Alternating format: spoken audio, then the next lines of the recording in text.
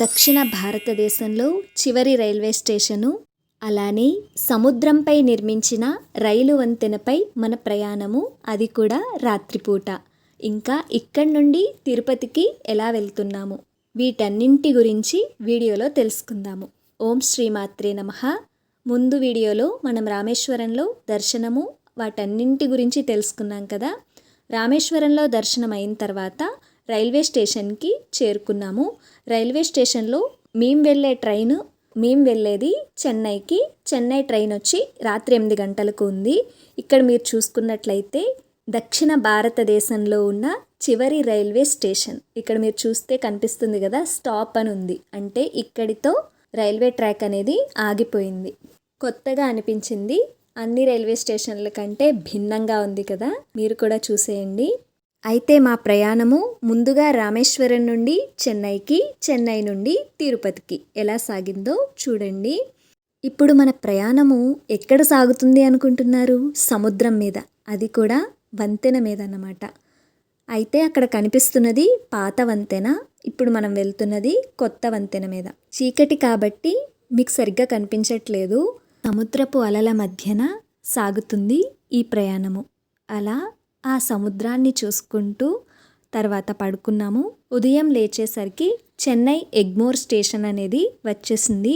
ఇక్కడ నుండి మనము తిరుపతికి ఎలా వెళ్ళాము అంటే, ముందుగా మీరు చెన్నై ఎగ్మోర్ స్టేషన్లో దిగిన తర్వాత తిరుపతికి మీరు రైలులో వెళ్ళాలి అనుకుంటే అక్కడే ఉండి వెళ్ళొచ్చు. లేదంటే రైల్వే స్టేషన్కి ఎదురుగా బస్ స్టాండ్ ఉంటుంది. ఆ బస్ స్టాండ్ నుండి మనం తిరుపతికి వెళ్ళే బస్సులు ఎక్కచ్చు. తిరుపతి వెళ్ళే బస్సులు ఎక్కాలి అంటే ఇక్కడి నుండి ఇంకొక బస్సు ఎక్కాలన్నమాట. అలా బస్సు ఎక్కడం కుదరదు అనుకుంటే ఆటోలో వెళ్ళొచ్చు. మేము ఇక్కడ ఆటోలోనే వెళ్తున్నాము. నలుగురికి 250 ఎంతో తీసుకున్నారు. ఇక్కడ నుండి మేము బస్ స్టాండ్కి వెళ్తున్నాము. అక్కడ మనకి తిరుపతి బస్సులు అనేవి ఉంటాయి. ఇదంతా కూడా చెన్నై నగరం అన్నమాట. ఈ చెన్నై నగరంలో గోడల మీద రైలు బొమ్మలతో ఈ చెన్నై నగరాన్ని దాటుకుంటూ బస్ స్టాండ్కి వెళ్తున్నాము.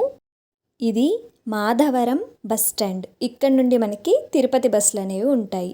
ఇక్కడ మీకు కనిపిస్తున్నాయి కదా, బోర్డులు అనేవి ఉన్నాయి, ఏ ఊర్లు అనేవి.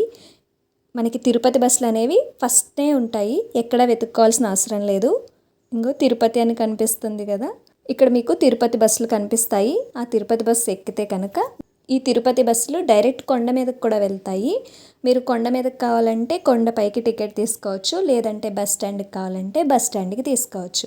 మేము తీసుకున్నది కొండ కిందనే తీసుకున్నాము. ఇప్పుడు మనం తిరుపతి వచ్చేసాము. ముందు రోజు రాత్రి కదా మనం ఎక్కాము. చెన్నైలో మేము స్నానాలు ఏం చేయలేదు. ఇక్కడ తిరుపతి వచ్చాక ఫ్రెష్ అయ్యాక గంగమ్మ తల్లి టెంపుల్కి, అలానే గోవిందరాజస్వామి ఆలయానికి వెళ్ళి దర్శనం చేసుకున్నాము. తర్వాత తిరుమల కొండకి చేరుకున్నాము. కొండకి వెళ్ళాక మేము ఉచిత దర్శనానికి వెళ్ళాము. ఉచిత దర్శనము అనేది మాకు ఎంత సమయం పట్టింది, మేము ఎలా వెళ్ళాము, ఆ రోజు స్వామి దర్శనం ఎలా జరిగింది, అవన్నీ కూడా తర్వాత వీడియోలో తెలుసుకుందాము. అంతవరకు శ్రీమాత్రే నమః.